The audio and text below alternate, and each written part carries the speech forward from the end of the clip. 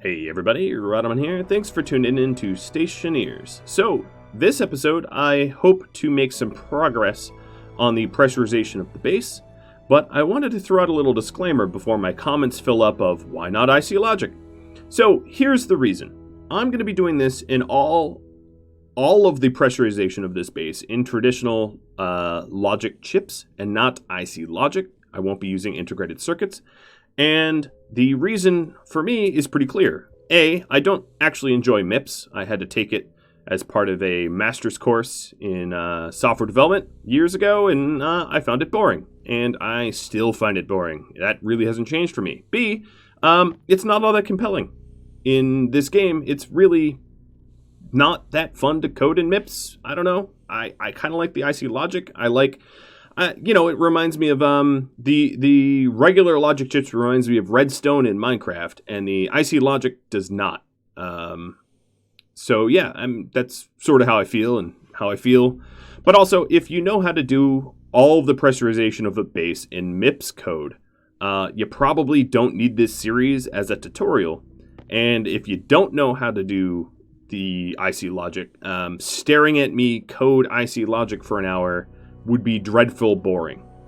Plus, I would rather show you step by step how I approach these as challenges rather than like a situation where I'm just like, here's a bunch of random code. It works. Just use it, because that actually doesn't make you a better player. Maybe an elitist player, but not a better player. So, with that said, the first thing I'm going to work on for the base is heating and cooling. It might seem a little strange, but that one is a lot simpler. So what I'm going to need is some input-output, or I/O. Come on, logic I/O. There we are. I need to move my gold around, don't I? And yeah, instead of smelting on my furnace, because I'm not actually in any rush about when I get stuff smelted, I'm just smelting on my arc furnace. I might have destroyed my volume a little bit too much. I was trying to tinker with it because it was being a little loud, but I don't want to tinker so far that it isn't audible at all.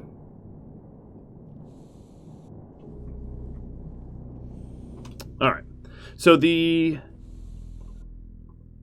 heating and cooling is going to exactly mimic what I did in this farm, so this is not new to anyone. Essentially, I'll have a gas sensor in there, which acts as a temperature sensor that reads the temperature. I'm going to have two memories, one for minimum temperature, one for maximum temperature. These temperatures are in Kelvin, so 297 and 299 are right around room temperature in Kelvin.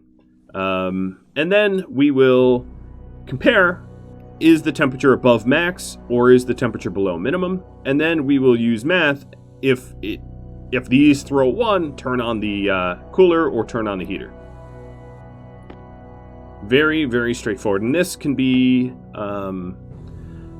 set up to also do the same exact thing we need in the big base. So for that, we'll need 1 logic I/O, 2 logic I/O, 2 math, 3 logic I/O, 2 memory. That's all it takes. It's actually a pretty simple logic network, or whatever you want to call it. So 3 logic I/O, 2 math, and 2 memory. And a labeler and a screwdriver. That's about it. And some cables. Probably more cables than I currently have, to be fair. Alright, so there is the I/Os. Here's the processors. I think what I'm going to do is, let's put some paint away. I'm sure I'm putting it in the wrong spots. And then we also have lockers and the crate tie-downs that I'm going to need to deploy as well. I haven't actually really picked where I want the lockers. And before I fully pressurize the base and all that, I should probably choose where I want my lockers to be, because it's going to be challenging to do that post pressurization. So here is the... I'll put the glass away. Here is my math units. And then memory. Just 2 memory. And while I'm waiting for these to print up, I am just using the arc furnace here to smelt stuff I need. It's easier than using the regular furnace. In fact, I'll fully disclose, I think my regular furnace is a little bugged. Anytime I put something in the chutes, it doesn't immediately show up in the furnace itself, and I don't really care to troubleshoot that so much. Then at this point, I probably also want some cabling. I'm gonna move around the base, just making sure that I haven't forgotten about any cabling anywhere. I'm also putting paint sort of back to where it belongs. Now, I did throw down one of those crate clamps, and I do plan on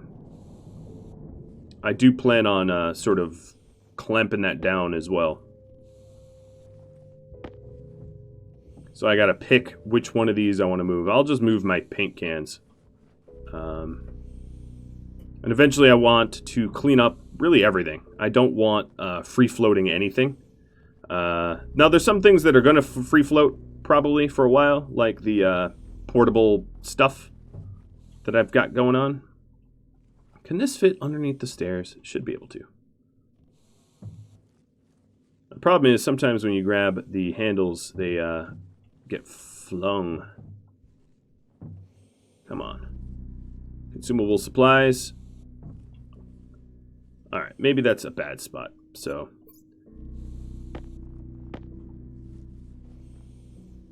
Crate mount. Here. Looks fine.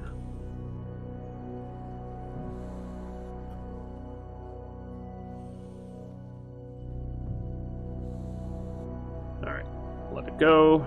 Wrench it down. And it's backwards.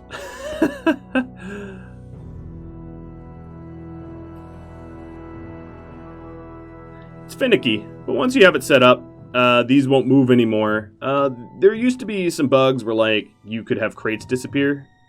Didn't happen often, but it was more like when you loaded into the game, physics applied to the crate, and the crate went. Okay, so clearly I'm going to have a ton of cables when I get outside, but this crate mount is backwards. It's not that this crate was backwards, it was that the mount was backwards. Okay, fine. There we go. That's one mounted crate of many. I, as you can see, need 5 more, but before I make those, let's put a temporary pause on the cable coils. This looks to be more than 50.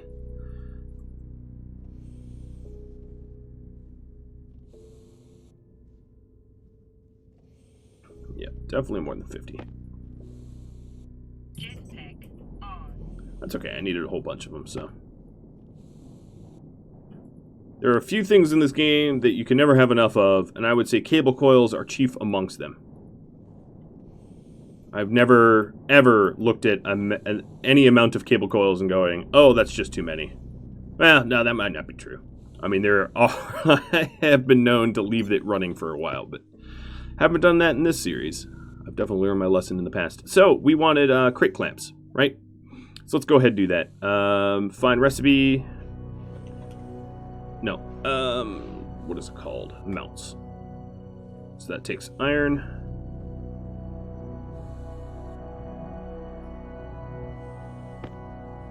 And then I'm going to have to smelt some additional iron. So I would like to be able to mount all of my crates down there. And I know this is not that large of a crafting room. Not yet, at least. So, you know, I have to lay it out so that I can have more mounts expand in the future.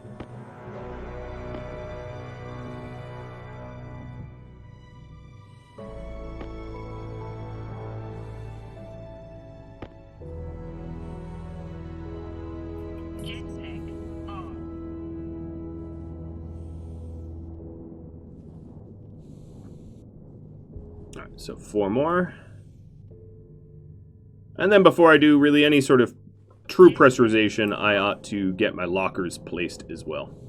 So we'll put a crate here.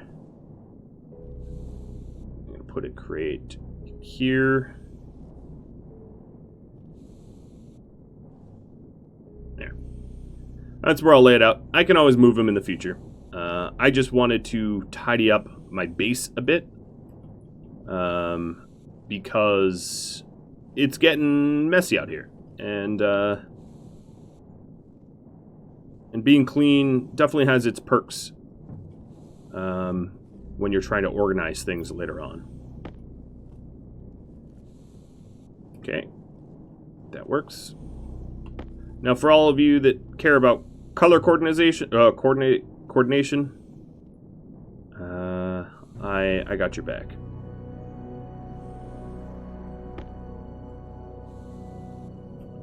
So I'll just tidy these up real quick.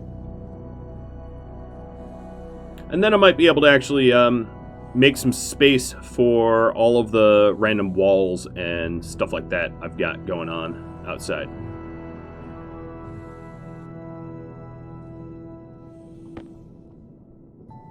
In no way is this like permanent positioning. I'm just throwing them in so that I feel like I've tidied up. Sort of, you know, when you've done laundry and you just all shove a giant stack of clean laundry into your closet. It looks a bit better. It might not functionally be any cleaner, but let me have my win, right? Alright, organics. And then, of course, a lot of these crates, like the organics crate, that probably should be in a lock. Like, all the organic supplies should be in a locker up in my hydroponics. Rather than, you know, in the basement in a vacuum. And these are things I can change later. I can always change the color of these crates and rename them with the labeler. But at least we got some crates down here. What I'm going to do is I'm going to free up some space in that one crate there. Let's take that iron. So that I can put my wall segments in there. So there's like a somewhat dedicated spot for the wall segments. This iron that I have in my hand, however, is just going to go straight into the smelter. Or rather, wading into the smelter. Alright, I'm just going to, just give me a moment. I will tidy up the rest of this stuff. I could just use my backpack to increase my storage capacity. This is definitely more than I have room for in here, but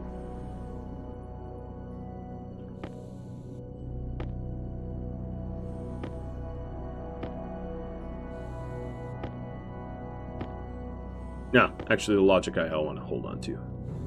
I'll be using that shortly. Now some of this steel here, I could probably melt down. I'm probably not going to need all those steel frames. If I'm being honest, it's not likely I'm going to add too much in the way of steel construction. So maybe I don't need extra room. Let's go ahead and centrifuge this.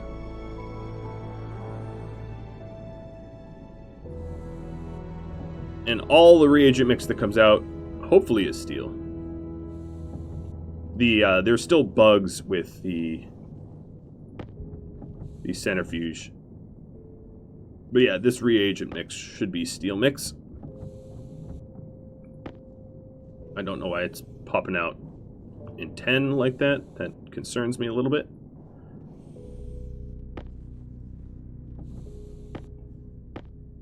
Oh, no, that's right. Because 60, yeah, okay. Alright. So now that we've got that underway... Really? Iron went through that quick? Sure. Let's throw in some gold. Gold takes a while. I'm going to cycle through the airlock to get a little bit more crops and fill up my stomach full of a potato. And then we will work on the heating and cooling aspect of the base.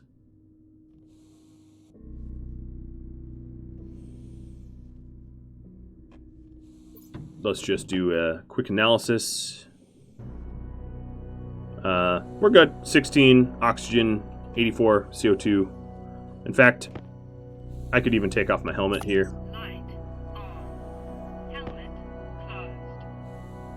The game isn't so picky about breathing. So in real life, I think if you were, I mean, I could be wrong, but I'm pretty sure this is correct. In real life, if you were in a situation where, oops, I think I double planted there, where you were in an environment that had, you know, this much carbon dioxide, it would fill your lungs. You really wouldn't be able to breathe all that effectively. But, you know, whatever. I mean, it's a game. It doesn't have to be hyper-realistic. In fact, I kind of enjoy that it isn't. Because if it was hyper-realistic, there is no way one person could construct a Martian base in a lifetime. Not without the help of a lot of... God, I don't even know. I don't think it would really happen. Oh, no, my organics. You've moved, haven't you?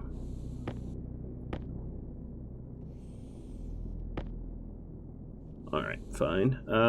Any place for this filter? Sure.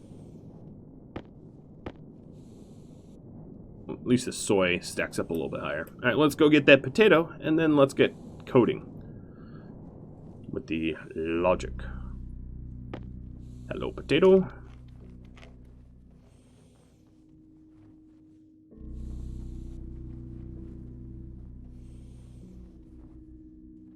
I'm going to enter the base this way.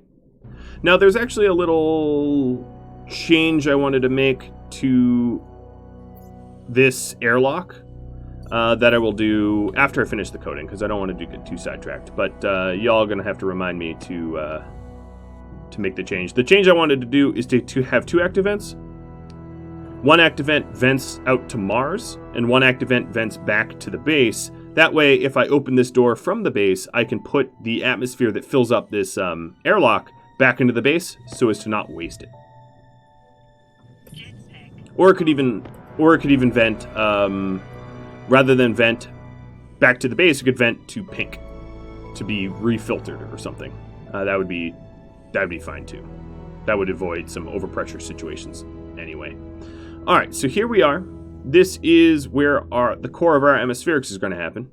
And I immediately realized that, yeah, I do have the logic chips on me, but I don't have anywhere to put them because we don't have frames in here. So what I'm going to need to do is to probably... I am thinking. I don't necessarily need to put it on this floor. In fact, I might not want to busy up that floor. I could put it up here. Now, if I put it up here, yeah, I'll put it up there. Okay. Well, that means I gotta go get steel sheets and frames so I can smelt.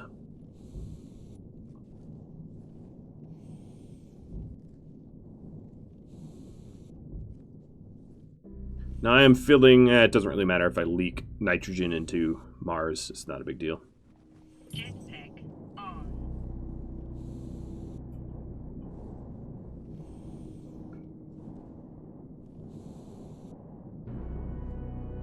Alright, frames and sheets.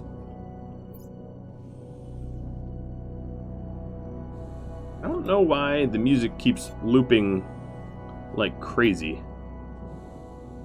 It keeps giving me like menu music over and over and over as if I'm running multiple copies of Stationeers, which I am not, I can assure you. Whatever. Makes it seem epic, right? Alright, let's vent out the Martian gas. No wonder... I keep forgetting when there's no air, when it's true vacuum in here, you do fall pretty fast. I definitely... That's what damaged my suit previously. Alright. So let's go ahead and decide that our logic will be thrown up on this wall. And it's going to float. But at this point, we're so close to to being done with the amount of maintenance and all that we need to put in the base. It's not that big of a deal. Alright. So, also, I know I have multiple floor sensors. I'm just going to use floor 2 because it's nice and average. Floor 2 is really floor 5, we have 3, 5, and 7.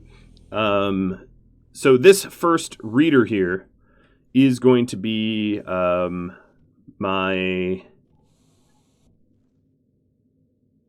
Maybe I'll put it like that. This reader is going to be my temperature reader.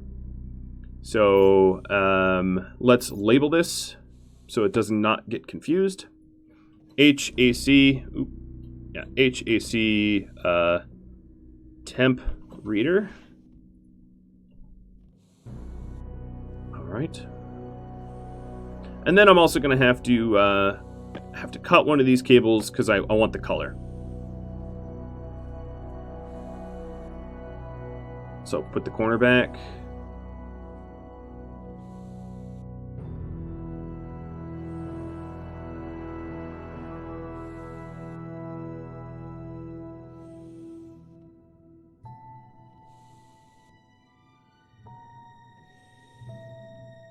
All right. Well, that process was pretty simple. So all this is going to be is in. This will take a little while to cycle. So we're looking for a floor 2 gas sensor.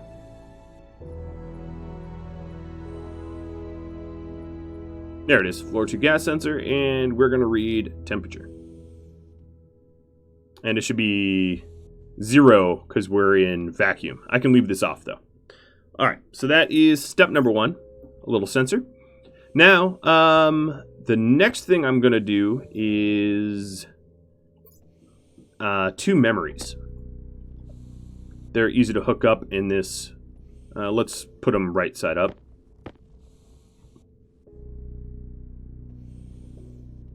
Not that it matters. Memory does not care if it's upside down or right side up. And hook these in. And what we're going to do is label these logic or HAC memory min temp and HAC memory max temp. What these do is we will write a value to them, which is the max temperature we want in the base and the minimum temperature we want in the base. So the maximum temperature we want in base in Kelvin is 299.15. So if you look at the state of the memory, it should say 299.15. 299.15 K to C is 26 Celsius. So we want the maximum temperature of our base to be 26 Celsius. You can set this value to anything. The minimum temperature that I want to set, also in Kelvin, is 297.15. So it's a 2-degree variance of the temperature that we want, ideally in the base. So 297.15 would, of course, be 2 degrees colder, so it'd be 24. Basically, we're aiming for a 25 Celsius base, and we're happy anywhere between 24 and 26. Make sense?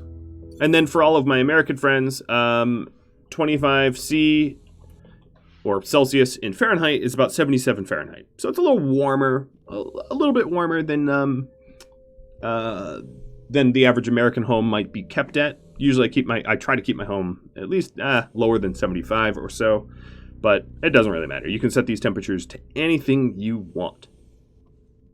All right, the next step would be to add the processor units. So what we want to do is it will be called compare. So use your mouse wheel and find compare here, and I'm going to lay out my compares down here, I think. Yeah, just to save space. This won't take too much space up, but no, I don't need to save that much space. Let's move it so it's a little bit more convenient.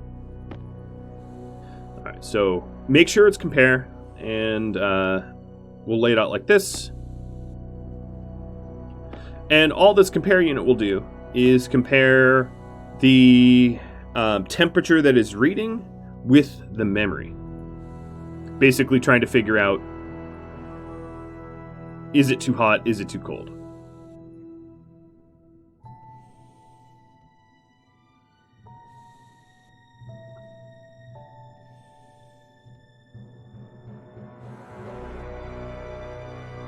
Come on, menu music. Why are you going bonkers on me? Alright, so now the compares are hooked up. And we're going to want to label these as well. So, it doesn't really matter which it is, but HAC, logic, processor, compare min temp. Maybe ditch logic, just so that it all can fit, and compare max temp. I like it to be as descriptive as possible. So now what we could do is grab our screwdriver. The compare min temp is going to compare this HAC temp reader as 1. So here it is, HAC temp reader, and we can get that over here too. HAC temp reader. And then we want to say, for minimum, we want to make sure that the temperature that we're reading is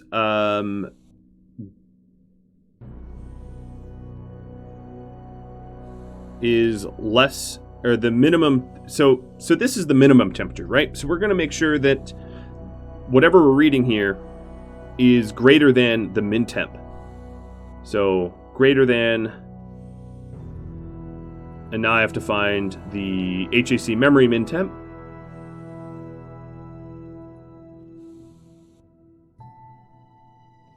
Alright, so if we turn this on and this on, so the temperature that is reading is 0, and the minimum temperature is 297.15. So this should say the temp reader is greater than the min temperature. But I don't think this really works in a vacuum, to be honest. And then this will say the temp reader is less than the maximum.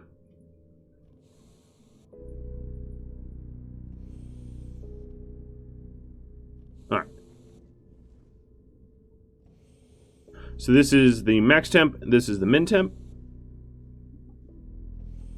And then the last thing is going to be our batch writers.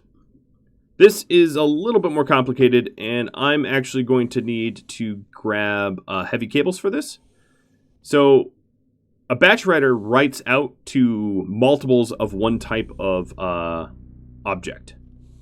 So my batch writer output here, for one of them, is going to be weird and face out like this. And I'll explain why soon. And then my other batch writer can be right here. So this batch writer is going to be for the coolers.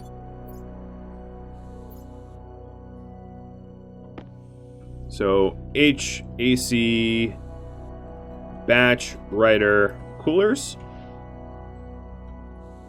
And this will be for the heaters. Now the reason the heaters are a little bit different is, if you recall, all of my heaters are on the heavy cable network, because if they were on the light cable network, the power that they require would burn out a light cable. So the logic output, the data output of the batch writer has to be connected to the heavy cable network, because otherwise it will not be able to communicate with my batch writers, or with my heaters rather, and that's why I have it sort of separated, just to be closer to the network. All right, let's hook this bad boy up.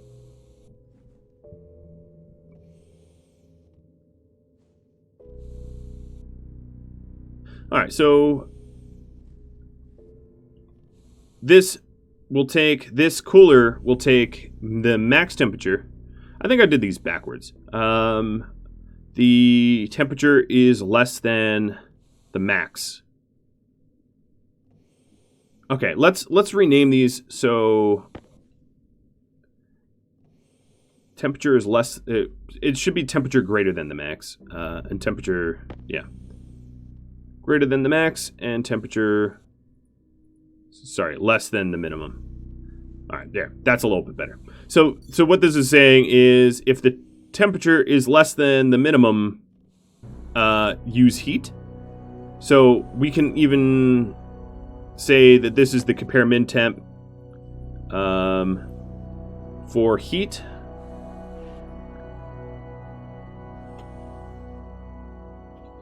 For heaters. And then this is the compare max temp for coolers. That's probably a better way of looking at it, or at least an easier way to look at it. All right, back to my screwdriver. So, what this is saying is right now, the heater should be on because it is 0 degrees in the base. So this is saying the input here is going to be this object. So compare max temp for coolers will be the input here. So I just need to find it there. Compare max temp for coolers. And then the output will be to coolers. Wall coolers setting. Turn that on. So that's just saying that basically if this throws a 1, this throws a 1 to all the coolers. A 1 on the coolers is on, 0 on the coolers is off. So right now all the coolers in my entire base are off. And then we'll do the same thing over here. We just need to run power and data over here. And then I need to go get some heavy cables to finish this off.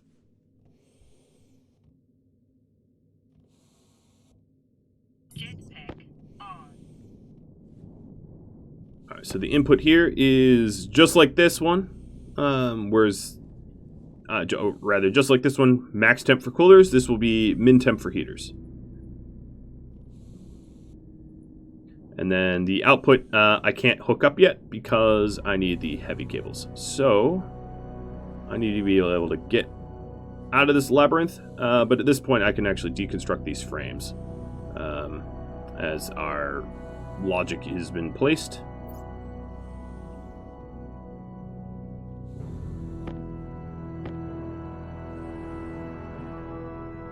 This is some heck of a labyrinth.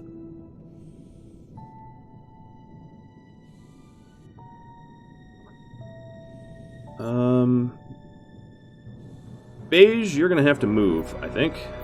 I'm like low-key stuck in here. And I'm just gonna reroute this pipe network to allow for easier mobility.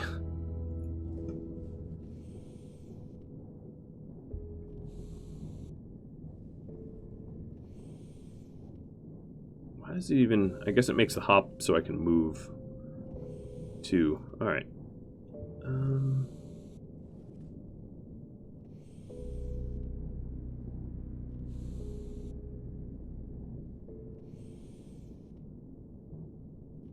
There's a lot of little tweaks like this that I obviously could make to make this a lot cleaner. I just didn't want to spend a lot of time basically doing cleanup janitorial type design work, which is dreadful boring for a lot of you,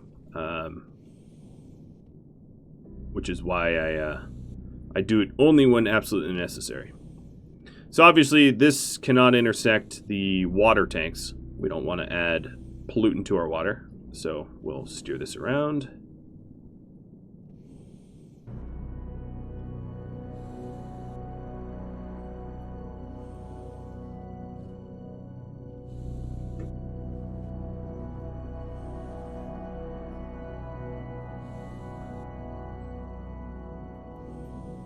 And now it's a lot cleaner where I can actually move around.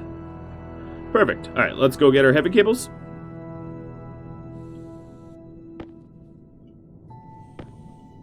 And we'll want to paint them blue as well.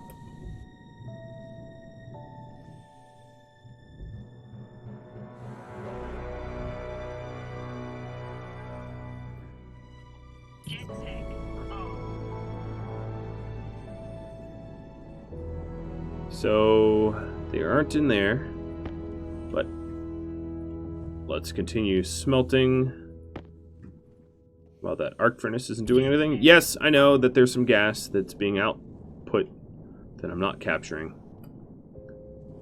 Alright, so here's my blue spray paint. And I might actually be out of heavy cables. Or at least, I don't know where they are. One or the other. So, crank some of those out.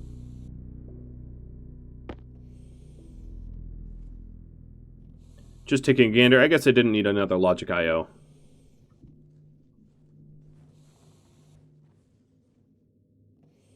Beautiful farm. I don't need too many heavy cables. It wasn't a long run.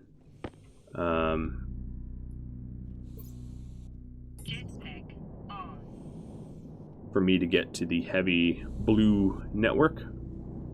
And I think at this point you could probably... Yeah. You could imagine how difficult it would be to not have color-coded anything in your base. It would be a bit of a nightmare, in my opinion. I would not know what is going on.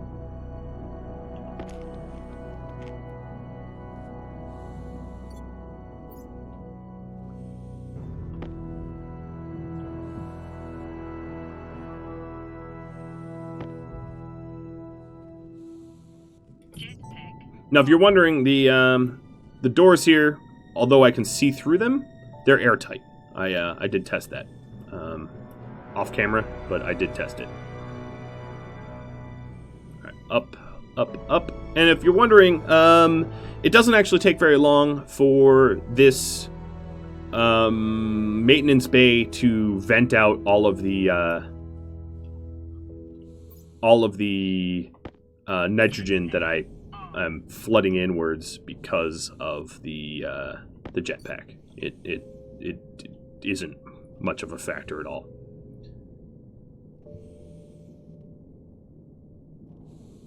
All right, so the batch writer is now hooked up, which means all we got to do is set up the rest of the logic here. So let's get my screwdriver. So the output here will be to the wall heaters, and it will be whether they're on or not. Just like over here. Or the settings.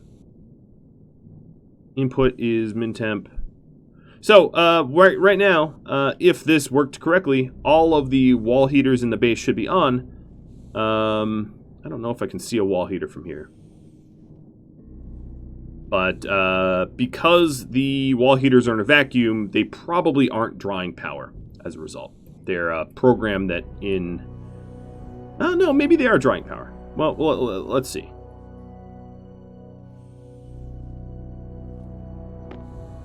Because I can turn off that batch writer for now, if I need to. So yeah, as you can see, all the wall heaters are on. Because the base is at 0. So that means that... that means my little logic setup worked. The next question is... the next question I have, of course, is are they actually drawing power? And the easiest way to figure that out, oh, it's already a vacuum, is to grab my network analyzer, which is no longer here. Lovely. All right, one of you is the analyzer. There it is. And that way I'll know if I have to temporarily disable or not.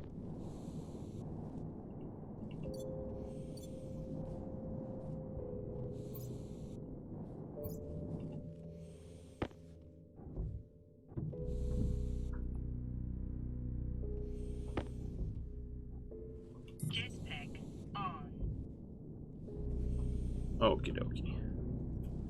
Up we go.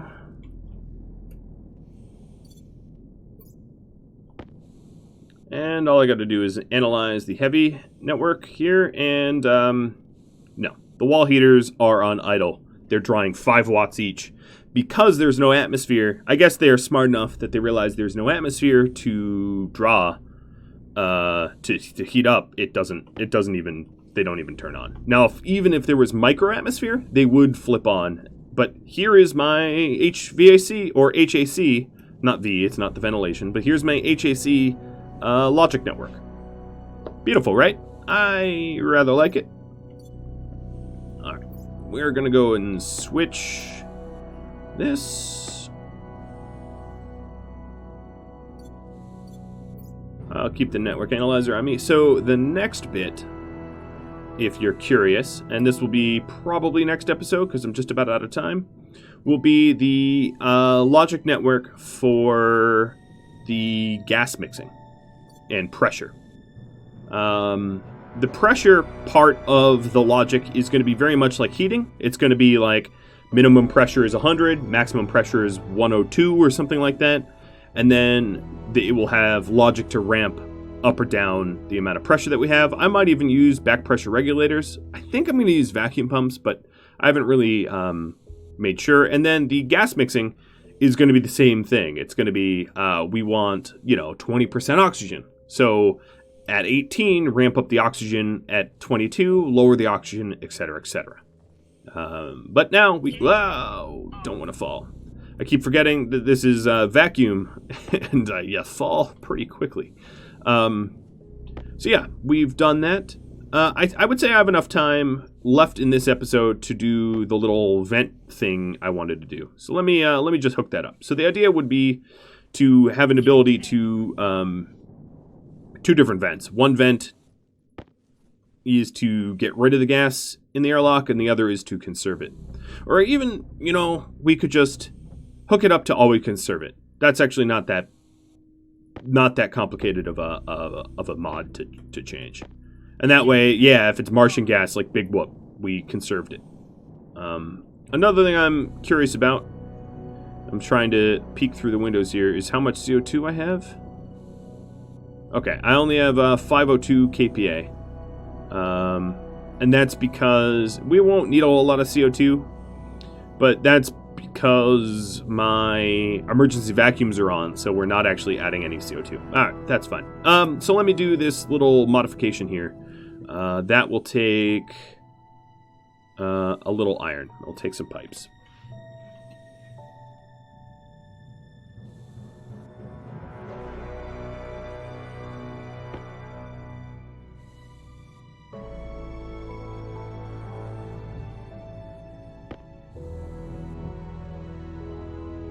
That's probably enough pipes. It's a lot easier to see when resources are flung around now because I don't have all those crates in the way. It is. I have to get used to the fact that I'm storing crates elsewhere because it's been so many hours since I've been storing them in the same place. But the net result will be nice. All right, so let's get rid of this Martian atmo. And then, here's basically what we're doing is we are going to get rid of this passive vent. Or rather, there we go. Get rid of that pipe. This active vent is probably going to move. Or most certainly going to move. But for me to properly move that, I would need a frame to put it on. So I kind of did this out of order. But I do have frames on me, so that's fine.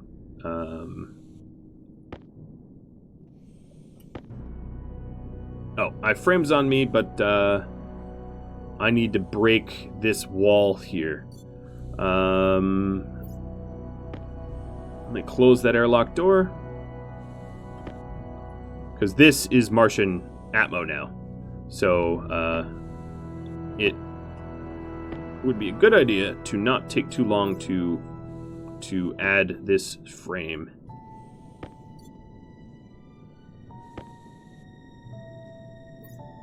And then I say that and immediately fumble around my inventory. The maintenance bay will self-vacuum over time, as it has these vents that get rid of whatever air gets introduced, but it's not instant.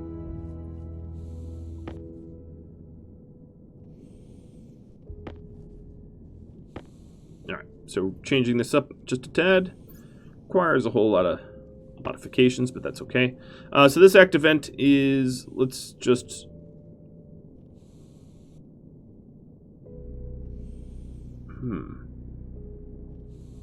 I guess it has to be here. It's kind of an annoying spot.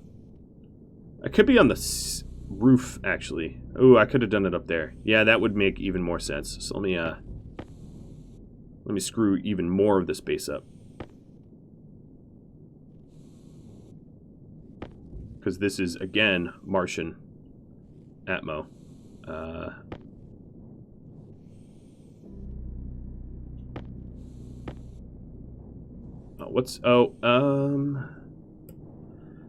Yeah, and this is why you want to get as many of your projects done as fast as you can, because now the base is filling up with Martian air, or the maintenance bay is filling up with Martian air, and that's would have been avoidable had I set this up the way I wanted to originally. Alright, there we go. I'm not going to worry about the Martian air. At this point, all it's doing is feeding more CO2 into my already somewhat starved CO2 storage. Alright, so that's perfect. It will be a vent above my head rather than below. I'm going to collect all of the sheets and the like that I removed, and the walls, so they're in one big stack, easy to grab. At this point, I no longer need this frame.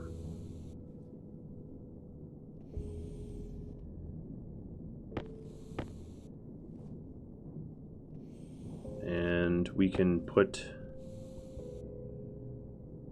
come on, the composite wall back. Keep the Martian air out. There we go. And it's already almost vacuum in here. Or you know, it doesn't take long to sort of self-correct, which is good. All right, let's reclaim some of these heavy cables. So this is going to look a little strange because I put the APC down here. In fact, I could move this APC. Yeah, I could move this APC. Yeah, I'm gonna move it. I think doing it right at this point. I've made so many little changes. I might as well, you know, have it laid out smart. So we'll put the APC here instead. Crack this bad boy open.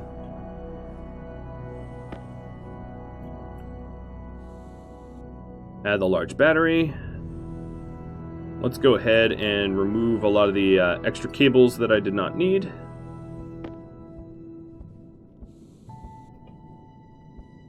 This becomes a corner piece.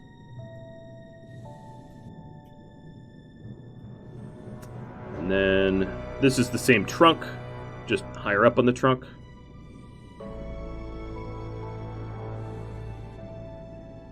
So this is the power input.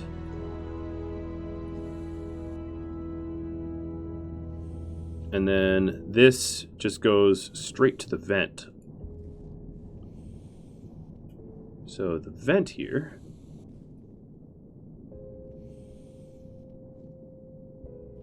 I'll have the heavy cable curve around like this.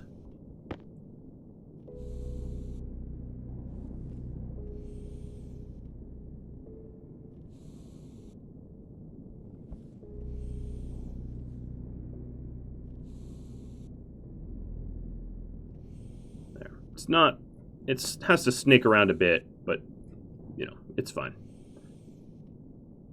We're going to flip that on. And then, vent works. Flashing an error because it has no exit pipe, but it works. Now I need to... let's go ahead and grab a little pink pipe so I can color everything correct. Oops. There we go.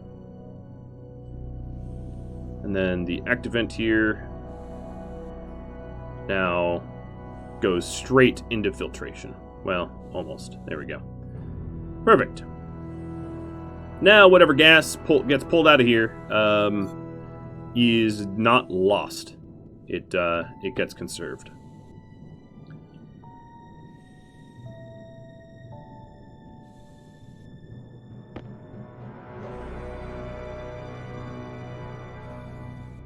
Okay, that part is done. Let's put these frames away. And I'm going to need to remove that frame and put everything back. Let me put the walls down. Grab the... deconstruct that. And that. Oops. Dropped the wrong object. I should probably hold on to my angle grinder.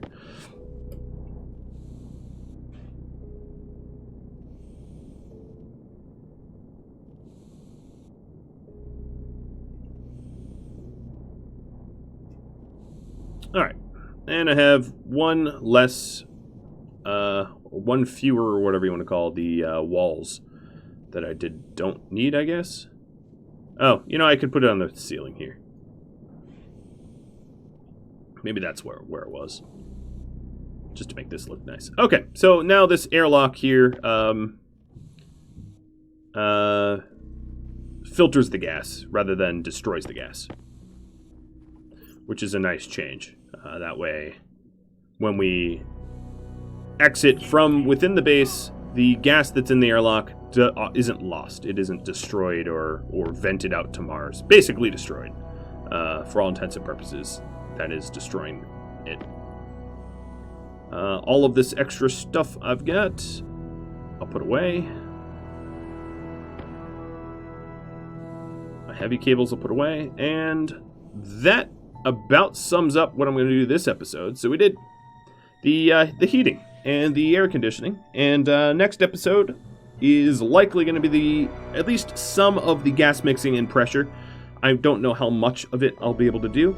But I also want to put in some in-base storage as well. We want a lot of lockers for all the stuff that's going to be inside the base too. If you have any tips, tricks, feedback for me, drop me a line, and I do hope that you tune in next time. Thank you all so very much for watching. Adios.